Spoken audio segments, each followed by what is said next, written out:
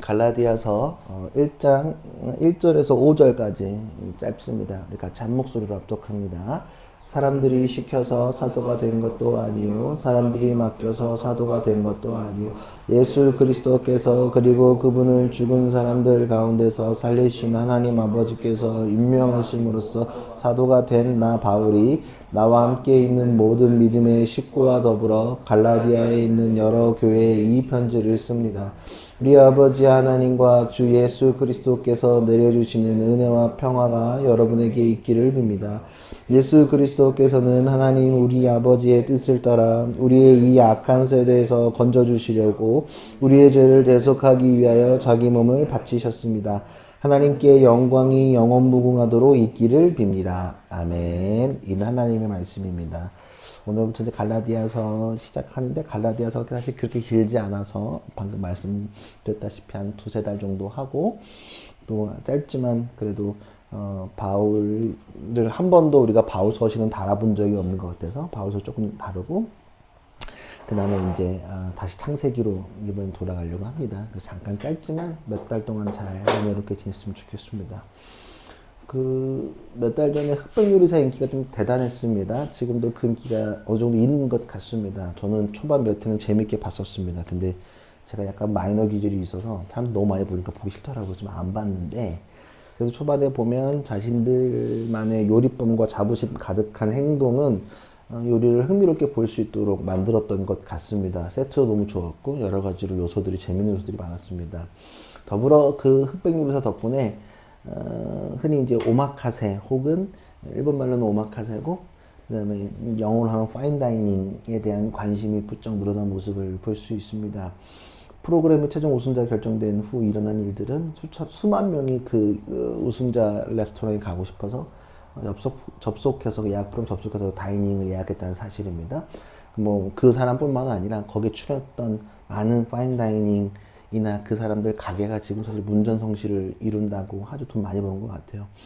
여하튼 사람들한테 그 파인다이닝 소개되는 장점도 있었고 또 사람들이 그곳을 가는 걸 주저하지 않고 그 사람 뭐 1인당 뭐 몇십만 원짜리도 있고 뭐 엄청 비싼 음식들이 많았는데 그럼에도 그곳에 사람들이 줄을 서서 가는 이유는 프로그램에서 봤던 그 요리사가 직접 요리하는 것을 보고 맛보고 싶기 때문일 것입니다. 그쵸? 저희도 한번 기회가 되면 가보고 싶긴 해요. 뭐 끝까지 보진 않았지만 요즘에 그 텔레비에 많이 나오는 그 요리사들의 음식을 엄청 대단한 건 없겠지만 그래도 그 분위기를 한번 느껴보고 싶은 건 저도 사실은 있습니다. 근데 다만 제가 이렇게 줄을 서서 길을 쓰고 가고 싶을 정도는 아니라는 거지 안 가고 싶은 건 아닙니다. 그러다 뭐 기회 되면 그 사람이 얼마나 맛있게 하길래 그렇게 난리인가 보고 싶으면 저도 뭐 좋아하는 사람이나 좋은 사람과 함께 가보고 싶은 마음이 있죠. 여하튼 우리가 여행을 가서 굳이 맛집을 찾는 이유도 비슷합니다. 그러니까 유명한 곳을 진짜 직접 가서 먹고 싶은 마음이 있다는 겁니다. 그러니까 진짜를 먹고 싶은 거죠. 그쵸? 아무리가 이게 뭐 맛이 있건 없건 그 시작한 사람의 맛을 먹고 싶은 것들이 있습니다. 의정부 오면 부대찌개 와서 드시잖아요. 뭐 많이 오시지도 못했겠지만 뭐 의정부 하면 다 부대찌개라고 말아서 조금 뭐 의정부가 뭐가 없어가지고 사실 뭐 그렇게 말해도 무방하긴 한데 하여튼 이제 오면 부대찌개 한 번씩 데리고 간단 말이에요. 의정부 오면 또 원조집이 아니더라도 내가 선호하는 집도 있고 좀 맛있죠. 맛있고 또 의정부 제가 뭐 늘 말하지만 의정부는 사실 부대찌개가 아니라 곱창이 유명해져야 된다 생각하는 사람인데 여하튼 그 진짜로 먹고 싶어 하는 것들이 있단 말입니다. 요즘 카페가 되게 어렵대요. 진짜 어렵대요. 그러니까 좋은 카페라고 우리 흔히 부르는 힙한 카페들, 우리가 힙하다고 부르는 카페들을 이렇게 보면 제가 보는 기준에서는 맛도 좀 좋아야 되고 분위기도 좋아야 되고 저는 좀 의자에 민감해요. 의자를 좀 좋아하고 저희 의자를 만들었잖아요. 제가 지금 사실은 저희가 진짜로 이제 하나 선포하면 저희 교회가 뭔가 늘 계획이 있잖아요. 교회 이렇게 뭐 우리가 이제 우리 건물을 매입을 한다거나 우리가 좀 확 들어갈 수 있는 때가 되면 우리는 의자를 제작해서 들어갈 생각입니다. 의자를 좀 굉장히 중요하게 생각하거든요. 근데 그것도 이제 하나의 시도인데 의자가 좀 중요합니다. 그래서 소파가 좀 잘 있는 카페를 좋아해요. 개인적으로는 좀 제가 아마 저랑 카페를 좀 다녀본 사람들은 제가 물론 딱딱한 의자 있는데 별로 그렇게 좋아하지 않고 사실 선호하는 데는 그 딱딱한 의자가 진짜 스페셜해가지고 제가 그거를 무릅쓰고 갈 정도가 아닌 이상은 선호하진 않고 쇼파가 되게 중요하고, 그 다음에 이제 음악이 좀 좋아야 돼요. 좀 이상한 거 막 그냥 이제는 좀 유튜브 플레이리스트 말고 뭔가 그 사람이 내가 듣도 보도 못한 음악을 틀면 그곳에 대한 좀 저 안에 뭔가 흥미로움이 좀 생겨나는 것 같아요. 그리고 제일 중요한 건 뭐냐면 사실은 제가 제 친구들이 카페를 좀 운영하고 또 의정부에서 꽤나 힙한 유명한 카페를 제 친구가 했었기 때문에 이렇게 보면 주인이 중요해요. 그 주인이 있고 없고가 굉장히 커요. 그러니까 제 친구 카페 부부가 같이 했는데 같이 있을 때 거의 같이 있었지만 남편이 있을 때도 있고 아내가 있을 수도 있었는데 근데 우리 오렌지 언니가 있을 때 사실 더 좋아해. 이건 어쩔 수 없어. 그 우리 성경 씨가 되게 섭섭해할 수도 있지만 내가 봤을 땐 그래. 그러니까 아 그때 제가 이렇게 몇 년을 그 친구 장사하는 걸 보면서 느낀 게 뭐냐면 아 여기를 아우르는 건 내 그 여자친구 내 친구가 그걸 아우르고 있구나. 그러니까 그 특별한 똑같은 공간이지만 내 친구가 있고 없고 굉장히 크다. 그 톤이 유지될 수 있다라는 생각을 했습니다. 그러니까 그게 되게 좋으면서도 안 좋은 거긴 하지만 여하튼 굉장히 좋은 이미지인 거죠. 그러니까 개인 카페들이 알바를 쓰기 시작하면 잘 안 되는 게 그런 것도 좀 있습니다. 그런 힙하다고 부르는 카페들이 그런 것들이 사라지면 뭐 우리가 스벅이나 메가 커피는 뭐 상관은 없어요. 근데 전혀 메가 커피 난 누가 커피 내리는지도 몰라. 메가 커피는 아무 의미가 없거든. 이거 다 모든 게 자동이야. 사실 그냥 찍어내는 그냥 사실은 편의점에 있는 거와 별반 다르지 않는 커피를 내리기 때문에 아무 상관이 없지만 동네 카페들은 누가 내려주냐에 따라서 다르단 말이에요. 일본 가서도 후지산 바람을 커피 한잔 하는데 그 일본애가 이렇게 그 분 내려주더라고.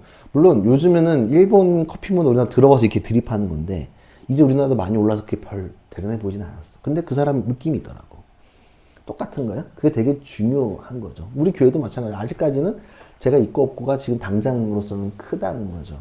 뭐가 됐든 아마 그리고 우리 교회가 몇십 년, 뭐 몇백 년 이어가면 그래도 맨 처음 했던 그 선대 목사를 아마 잊지는 않을 거라고 생각을 합니다. 자, 그래서 원조, 본래의 느낌을 가져가는 것이 되게 중요합니다. 기업이나 브랜드들이 CEO를 잘못 교체하면 그 브랜드랑 기업들이 휘청휘청하는 경우들이 굉장히 많이 있습니다. 대표적으로 버버리가 그랬습니다. 버버리 난리 났었는데 지금은 진짜 많이 돌아온 거예요. 뭐 버버리나 구찌도 조금 한번 넘어졌었어요. 제가 이런 거 좋아하니까. 근데 자동차 회사들도 마찬가지. CEO 잘못 바뀌면 날 현대차 지금 엄청 몇 년 고생하고 있어요. 디자이너 잘못돼가지고 다 맥이 됐다고 막 차 안 팔리고 막 이런 것들이 있었단 말이에요. 그러니까 좋은 디자이너나 좋은 이런 마케터들의 CEO를 부르기 위해서 굉장히 노력한단 말이에요. 누가 하느냐에 따라서 굉장히 달라진다. 일본은 뭐 누가 뭐라 했든 장인 문화가 있습니다. 장인들이 대를 이어서 가업을 이어가는 모습을 보입니다. 그러니까 몇 대 동안 내려오는 방법을 고수하면서 음식을 하든지 물건을 만든지 한단 말입니다. 전통이 있기 때문에 우리가 사실은 그게 다른 공산품과 제가 봐도 막 특별하게 뭐가 차이가 있는 건 아니라고 생각합니다. 그냥 사용하는 유저 입장. 근데 전통이 있고 원래 그 방법을 썼다는 건 그 이유 하나. 그리고 몇 대 동안 그걸 이어왔다는 거, 그거의 프리미엄이 엄청 붙어서 그걸 살 때 비싼 가격을 주고 그 물건을 선호하게 되는 것입니다. 이걸 뭐 장인 혹은 원조 이렇게 얘기하겠지만 요즘 말로 하면 근본이라고 부를 수 있겠네요. 요즘에 근본이라는 말 많이 쓰잖아요. 뭐뭐의 근본. 요즘에 어린아이들 다 이렇게 해서 저희도 그냥 이게 근본이지라는 얘기들을 많이 한답니다. 어린 시절 동네에서 팀을 나눌 때 외치던 구호가 있습니다. 저희 동네는 뒤집어라 엎어라라고 했습니다. 저는 전국이 그렇게 하는 줄 알았는데 이제 제가 대학교로 오니까 알겠더라고요. 뭐 지방에서 애들이 처음으로 많아진 거잖아요. 뭐 강원도에서도 오고 충청도에서도 오고 뭐 부산에서도 오고 해외에서도 그러니까 막 난 대댄지란 말을 사실 처음 들었어. 대댄지라고 했는지 모르겠어요, 여러분들. 요즘에 그런 거 잘 안 할지도 모르겠어. 동네마다 부르는 게 달라요. 이것도 다르고 똑같은 것 같은데 뭔가 말들이 다른 것들이 많이 있습니다. 그러니까 오징어 게임에서 우리가 막 그 게임하는 게 많이 나와서 그냥 이렇게 보지만 사실 누가 근데 좀 중요한 건 누가 어디서 시작했는지는 아무도 몰라요. 그냥 구전되었기 때문에. 그래서 구전되고 처음 시작하는 사람을 모르기 때문에 이게 변형하는 거에 대해서 크게 제한을 두거나 우리가 마음을 어려워하지 않습니다. 왜냐면 구전이기 때문에 또 누가 시작했는지 근본을 모르기 때문에 바뀌어 상관이 없습니다. 근데 반대로 장인이나 처음에 시작한 사람이 분명히 알아야 될 메커니즘이라면 그것을 잊는다면 브랜드 가치가 날라진다는 거죠. 그러니까 누가 전달하느냐, 누구의 것을 계속 꾸준하게 따라오느냐의 차이가 오류를 발생할 수도 있고 편차를 발생할 수도 있게 됩니다. 복음은 우리가 교회에서 복음이란 말을 굉장히 많이 쓰는데 복음을 한문을 쓰면 복복자와 소리 음자가 합쳐진 단어입니다. 그러니까 직역하면 복된 소식입니다. 영어로는 굿뉴스라고 맨날 수천 번, 수만 번 들으셨죠? 교회 다니시면서. 굉장히 중요한데 우리가 너무 중요하기 때문에 늘 놓치는 부분들이 있는데 아주 교회에서 많이 씁니다. 복음을 전해야 한다, 복음으로 살아야 한다, 복음뿐이다 등등의 말에서 복음이란 말을 굉장히 많이 씁니다. 근데 이게 제자훈련이 필요한 우리 교회 제자훈련 다시 이제 시작해야 되는데 요걸 한번 물어봐야 돼요. 복음이 뭘까 그러면 아주 간단하게 설명하면 복음은 하나님과 멀어져 있는 죄된 상태의 우리가 예수님의 십자가 희생으로 구원 얻었다는 소식으로 말할 수 있습니다. 그래서 즉 예수님 때문에 내가 산다는 이야기가 복음인 거예요. 그러니까 지금은 우리가 산다는 게 굉장히 큰 의미가 있지는 않습니다. 우리 지금 잘 사는데 병원 가면 되는데 우리 전쟁도 맨날 뭐 위협은 있지만 우리나라가 지금 몇십 년 동안 우리나라 한반도 역사상 최장기간 동안 전쟁이 없는 시대를 살아가고 있기 때문에 최고 한반도에서 지금 문명화율이 제일 높은 시기이기 때문에 우리가 대학에 잊고 있지만 언제든지 죽을 수도 있다는 상태. 제가 늘 말하지만 작년에 우리 12선 사태라던가 이번에 우리 저기 항공 참사가 났을 때도 느끼는 거죠. 진짜로 어떻게 언제 무엇이 될지 모르겠는 생각을 저도 많이 합니다. 그것 때문에 저도 좀 약간 압박이 좀 있었고 저도 요즘 어떤 느낌이 있냐면 친구들이랑 종종 얘기하는 건데 이게 핸드폰이 있으면서 저도 이렇게 가끔 운전할 때 문자를 볼 때가 있단 말이에요. 그러면 내가 지금 순간적으로 내가 지금 이걸 보다가 이게 몇 초로 갔어. 이러면 안 되는데 면서 이러고 있다. 내가 이거 사고 나면 어떡하지? 요즘 이 생각이 드는 거야. 내가 이러다가 사고 되면 나 죽을 수도 있겠다 이 생각이 드는 거예요. 왜냐면 내가 운전한 기억이 순간 사라지니까. 나도 죽을 수도 있겠다. 요즘 그런 생각이 부쩍 들어요. 운전할 때. 내가 좀 운전 좀 싫어하는 게 그래가지고 조금 더 그런 것 같아요. 여하튼 우리가 죽음이라는 게 좀 약간 멀어지긴 했지만 우리가 습관처럼 말하고 있지만 되게 중요한 건 예수님으로 인해 예수님으로 인하여 예수님 때문에 우리가 영원한 생명을 얻을 수 있는 그 사실이 우리의 신앙의 근본이 되는 중요한 부분입니다. 이거는 변하지도 없고 변할 수도 없고 이 사실을 근간으로 우리의 모든 신앙이 이루어지고 있습니다. 이해되세요? 갈라디아서는 사도 바울이 갈라디아 교회에 보내는 편지입니다. 성서에 보면 신약에 보면 마태복음, 마태, 마가, 누가, 요한, 사도행전 순으로 돼 있는데 그 뒤에는 그냥 복음서라고 하는데 그냥 사도행전이라고 나와 있는데 뒤에 갈라디아서, 로마서, 빌립보서, 빌레몬서 뭐 이런 거 서자가 붙은 건 다 사도 바울이 쓴 편지입니다. 그냥 막 이거를 복음을 전하겠다고 쓴 게 아니라 앞에 보면 서자 앞에 보는 건 다 지역 이름입니다. 만약에 여기에 제가 어디를 멀리 가면 제가 몇 달 교회를 비웠어. 근데 뭐 교회에 뭘 편지를 쓰면 이제 뭐 수지서가 되겠지. 용인 수지서 아니면 용인서가 되던가. 용인에 있는 교회에 쓴 편지가 되는 게 맞습니다. 그러니까 갈라디아에 있는 교회에 쓴 편지입니다. 그리고 이게 되게 제가 왜 이걸 선택했냐 하면 사도 바울이 편지를 되게 많이 썼는데 그 중에서 제일 먼저 쓰여진 편지로 갈라디아서가 알려져 있습니다. 제일 먼저 쓰여진 게 갈라디아서다. 우리가 지금 초연결 시대를 살아가기 때문에 어떤 이슈가 발생했을 때 즉각적으로 반응할 수 있습니다. 장거리를 그 옛날 시절보다는 빠르게 움직일 수 있습니다. 제가 이번에 부산에서 손님들이 오셔서 결혼한다고 벌써 그 호주에서 가이드했던 두 자매가 결혼한다고 한 두 달 터무 와서 인사를 했는데 그 부산은 그런 게 있었어. 제가 저희 부산 쪽이잖아요. 작은 아버지가 결혼을 할 때 어떻게 했냐면 우리 지금 20년 전에 여러분들 그 결혼식장 가서 봉투 받아본 적 있어요? 밥 먹을 때? 봉투 받아본 적 있어? 없지? 옛날에는 부산 어떻게 했냐면 예식만 해. 그리고 만약에 내가 봉투에 돈 갖고 축의금 내잖아. 그러면 다시 봉투 하나 줘. 얼마 내는 상관없고 요 혼주 쪽에서 밥 먹으라고 한 2만 원씩 넣어서 돌려드려. 우리는 밥은 안 해주고 나가서 사 먹으라고. 근데 그게 대부분 부산에서 드려지는 그 결혼식의 약간 느낌 흐름이었어. 내가 그 얘기를 했다? 근데 애들 모르더라. 그리고 예컨대 부산에 먹는 게 있어요? 뭐 순대 먹을 때 여러분들 막장에 찍어 먹어본 적 있어요? 우리? 요즘 많이 사라지긴 했지만 웬만하면 제 기억에 의정부 소금 찍어 먹었거든. 부산 가니까 막장 찍어 먹는 거야. 그리고 부산 막 그들만의 뭔가 독특한 로컬 문화가 되게 많이 있었어요. 전라도도 가면 또 제가 또 외관도 전라도잖아. 전라도 가면 또 뭐 달라.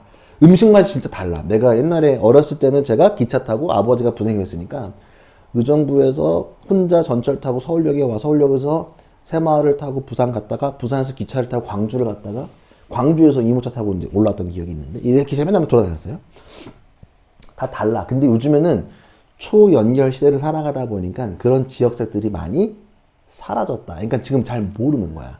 왜냐하면 다 서울 걸 끌어다 쓰지 여긴 거 끌어오지 않는다는 거예요. 자, 그래서 지금 굉장히 빠르기 때문에 어렵지만 목회 영역으로 보면 솔직히 요즘에 어떻게 할 수 있냐면 아침에 제주도에서 설교를 하고 오후에 서울에서 설교를 하고 저녁에 부산에서 설교를 할 수 있는 것이 마냥 불가능하지는 않다. 이거 가능할 것 같아요? 안 가능할 것 같아요? 100% 가능하지 않겠어요? 아침에 제주 아침 1부 예배 설교하고 나서 비행기 타고 올라와서 바로 1시간이면 오니까 서울 서쪽에 있는 교회 하면 서울에 설교하고 다시 KTX 타고 부산 갈 수 있거든. 그러니까 이게 지금 사실 대한민국을 하루 동안 설교 3번 할 수 있는 시대에 우리가 지금 살아가고 있는데 옛날에는 그랬을까 못했을까? 못했다는 거죠. 지금 여러 지역에 캠퍼스를 똑같이 두고 있지만 뱅뱅뱅 돌아가면서 할 수 있겠지만 옛날에는 그게 한계가 많이 있었다는 거예요. 물론 다 연결은 돼 있었지만 그 속도가 굉장히 느리고 전파 속도가 느렸다는 거예요. 간단한 문제가 아니라는 거예요. 그러니까 바울이 이렇게 개척을 하는 걸 도와주고 다른 동네로 이동을 했는데 지금 갈라디아 교회에 뭐가 문제가 생긴 거예요. 그래서 바울이 편지를 쓰는 거야. 야, 이거 너네 이러이러한 얘기 들었는데 요거는 요렇게 해야 돼. 약간 뭐랄까 과외 선생님한테 하면은 질문을 한 거죠. 아니면 얘기를 듣고 이렇게 해설이나 풀이를 해서 보내주는 편지입니다. 그게 갈라디아. 그러니까 지금 그 교회에는 굉장히 갈등이 심하게 점철되고 있다는 게 되게 중요한 겁니다. 갈라디아 교회는 이제 신앙을 막 시작한 초신자들이 많았던 공동체였다고 해요. 그리고 그 사람들과 기존에 있는 사람들, 그 사람들이 누구냐 하면 그 갈라디아 공동체 안에는 구약 성서의 율법과 관습, 율법이 마냥 부정적인 건 아니지만 율법이 우리가 얽매는 게 많은데 율법과 관습, 특별히 이제 남자들의 할례, 그리고 식사 제한, 유대교는 식사 제한을 지금도 빡세게 하거든요. 식사 제한에 강요를 하는 사람들이 그 안에 있다는 거야.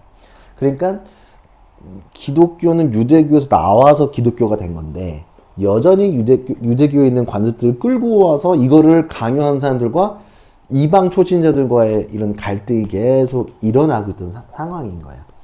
이해되시죠? 그러니까 계속 어렵다는 거예요. 그러니까 지금처럼 담임 목사가 즉각적으로 반응할 수 있는 시스템이 아니에요. 이게 계속, 왜냐하면 전달해지는데도 꽤 걸리고 또 그거를 듣고 해석하는데 오래 걸리니까 지금 그래서 쭉 가는 거예요. 근데 내가 지금 떠났는데 예를 들면 이 당시 생각해 봅시다. 제가 이렇게 여기를 이렇게 세워놓고 이제 지역을 이동하고 여기에 이제 리더가 하나 세웠는데 하나 세운 놈이 계속 담임 목사가 가르치는 가르침이 아니라 자기 맘대로 가르친다고 하면 어떨까? 큰 문제가 되겠죠. 우리가 하기로 한 게 있는데 자꾸 이 사람이 본질과 다른 소리를 빤빤히 하면 별로 좋지 않다는 거예요. 이해되시죠? 복음이 좀 그런 게 있거든요. 그러니까 하물며 장인정신이나 브랜딩도 흔들리지 않게 하려고 하는데 교회가 하나님 안을 중심으로 쭉 한 그 가르침 안에서 가야 되는데 계속 또 심지어 뭐 그냥 이런 거 줄 맞추는 건 이런 수준이 아니라 보다 더 본질적이고 근본적인 문제들을 뒤흔들기 시작하니까 큰 이슈가 된 거예요. 이거 뭐 여따 두고 이거는 그렇게 큰 문제가 아니잖아. 예배 때. 그치? 예배 때 다음 주는 피아노 오른쪽 왼쪽으로 하고 목사님 기준으로 왼쪽으로 하고 기타는 오른쪽. 이거 큰 문제가 돼? 안 돼? 안 돼. 야, 우리 좀 다음 주에 쇼파에서 그런 건 문제가 안 될지도 몰라. 근데 야, 복음은 예수님으로만 되는 게 아니라 다른 것도 조금 있는 것 같아. 그리고 구원받으려면 니네 오늘 점심 떡국 다 먹고 가야 돼. 이렇게 말하면 니네가 제정신에 차릴 수 있겠어요? 이해되죠? 이런 문제가 지금 발생하기 시작했다는 거예요. 이게 지금 어렵다는 거예요. 이런 느낌이라고 저는 생각했어요. 그 영화 극한 직업 주요 시퀀스가 이렇잖아요. 마약반이 마약 범인을 검거하기 위해서 치킨집을 인수했는데 그게 이제 장사가 너무 잘 돼가지고 프랜차이즈까지 확장됐었잖아. 근데 마약반들이 몰래 프랜차이즈까지 원격결에 진행했는데 형사들이 모르는 사이에 자신들의 이제 프랜차이즈 유통망으로 마약이 유통되고 있는 본사 직원들이 모르는 사이에 진행되고 있는 것들이 많았다는 거예요. 오늘 갈라디아 교회가 그러한 상황 속에 놓여졌다는 것을 이야기합니다. 그래서 그러니까 그곳에 세워진 설교자들이 본질과 다른 얘기들을 많이 했고 바울을 공격하는 거야. 바울은 복음 안에서 할례 율법적인 교리를 뛰어넘는 은혜를 얘기했어요. 그래서 교회가 은혜를 얘기 많이 하는 거예요. 이게 율법적이고 할례 받고 안 받고가 중요하지 않아. 그 상관없어. 되게 당시 중요한 문제였어요. 할례 상관없어. 괜찮아. 안 받아도 괜찮아. 근데 그거보다 더 중요한 건 하나님의 은혜야. 나중에 더 설명해 줄게. 뒤에 가면. 그 은혜를 얘기하려고 하는데 그들은 이제 원래 있던 유대교 출신 사람들은 야, 바울의 주장이 너무 급진적이야. 좀 너무 혁명적이야. 그리고 바울은 사도가 아니야 라고 이야기하는 거예요. 굉장히 어려운데 그래서 사도 바울이 급하게 편지를 썼어요. 오늘 서두만 볼 건데 1절 2절을 보면 볼 수 있나요 여러분들? 성경 책 보면 사도 바울이 다 성경은 다 이유가 있거든요. 1절 2절을 우리 같이 한 목소리로 갈라디아서 1장 1절에서 2절을 한번 읽어봅시다. 시작. 사람들이 시켜서 사도가 된 것도 아니요 그리고 그분을 죽은 사람들 가운데서 나와 함께 있는 모든 믿음의 식구와 더불어 갈라디아에 있는 여러 교회에 이 편지를 씁니다. 있잖아요. 사람들은 상대편을 공격할 때 그 사람의 권위를 떨어뜨리는 일을 되게 공격해요.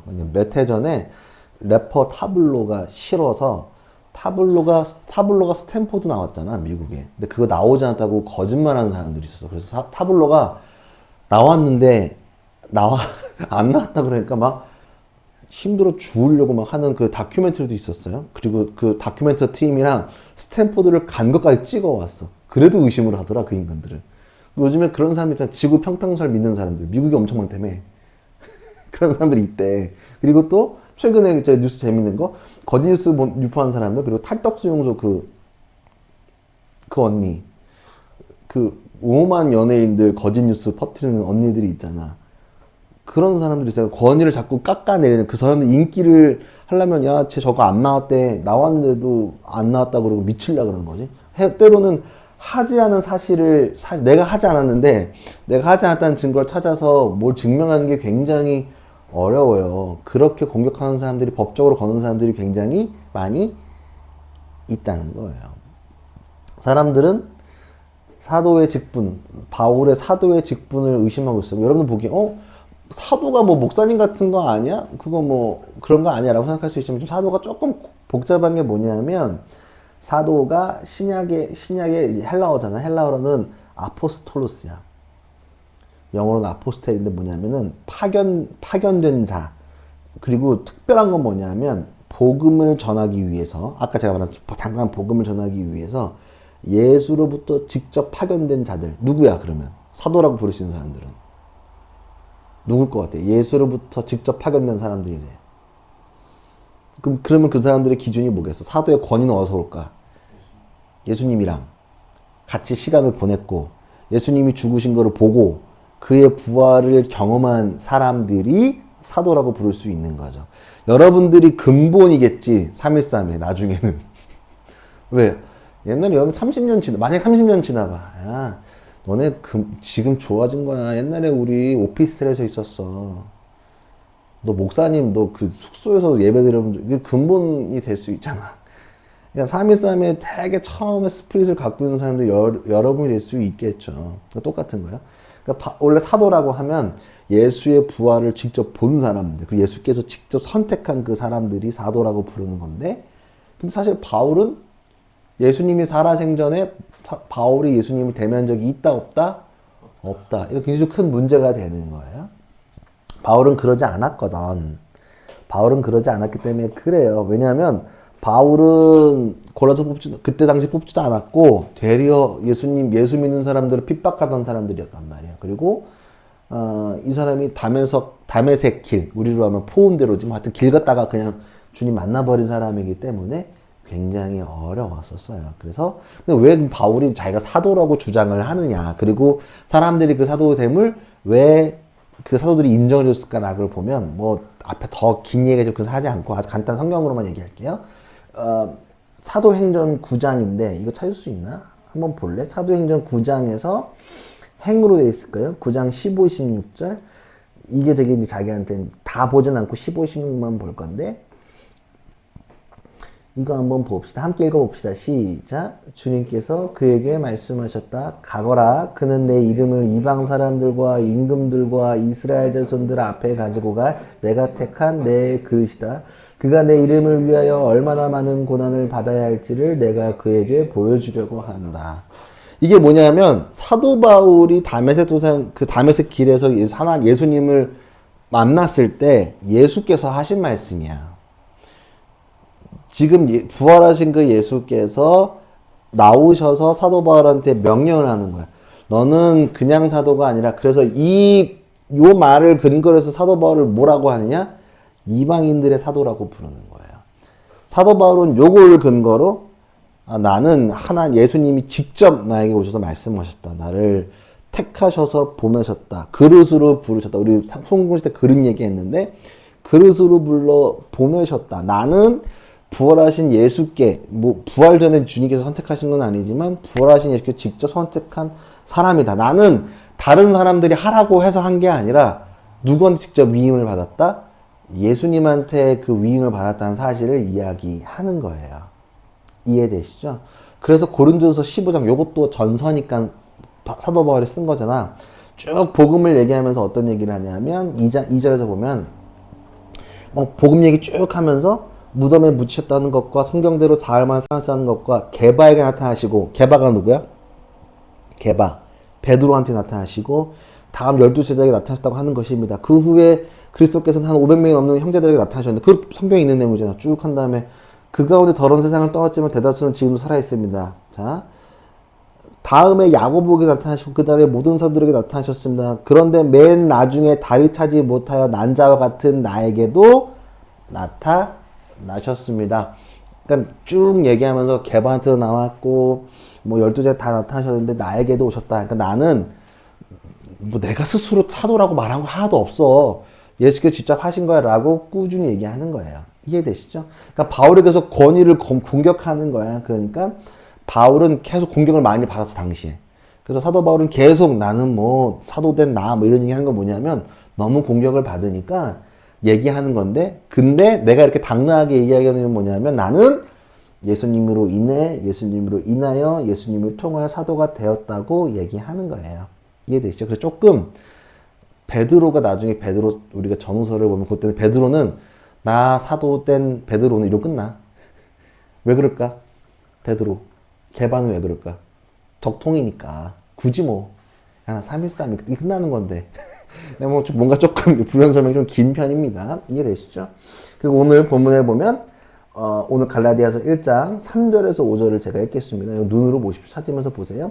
우리 아버지 하나님과 주 예수 그리스도께서 내려주신 은혜와 평화가 여러분의 있기를 빕니다. 예수 그리스도께서는 하나님 우리 아버지의 뜻을 따라 우리에게 이 악한 세대에서 건져주시려고 우리의 죄를 대속하기 위해 자기 몸을 바치셨으면 하나님께 영광이 영원 무궁하도록 있기를 빕니다. 아멘. 자, 다른 종교의 지도자들 있잖아. 우리가 다른 종교들의 지도자들은 위험에서 인간을 건져내기 위해서 왔다고 얘기하지 않는다. 뭐라고 얘기하냐면 새로운 가르침을 주기 위하여 왔다고 이야기합니다. 보통 그래요, 다. 스승이라 그러잖아. 부처님이 우리를 살리시러 오신 건 아니란 말이야. 가르치러 오셨단 말이야. 딱 그런 느낌이야. 공자도 우리 유교도 무슨 그게 믿는 게 아니라 공자 선생님 말씀을 잘 따라하는 거지. 공자와 맹자라는 게 그런 맥락이 있다는 거예요. 이해되세요? 근데 새로운 가르침을 주기 위해 또 얘기하지 않아요. 물론 예수님도 가르치는 기능도 있고 가르치라고 말씀도 하셨어. 근데 처음 오실 때 가르치려고 오신 게 아니라 뭐냐 하면 예수님은 우리를 살리시기 오셨다는 거예요. 그러니까 예수님은 가르치기 이 시점이 뭐냐면 우리를 건져내기 위해서 오셨다는 거예요. 물속에서 허우적거리는 인간을 위해서 오늘 3절에 보면 4절에 보면 아버지의 뜻을 따라 허우적거리는 우리를 건져내기 위해서 오셨다는 거예요.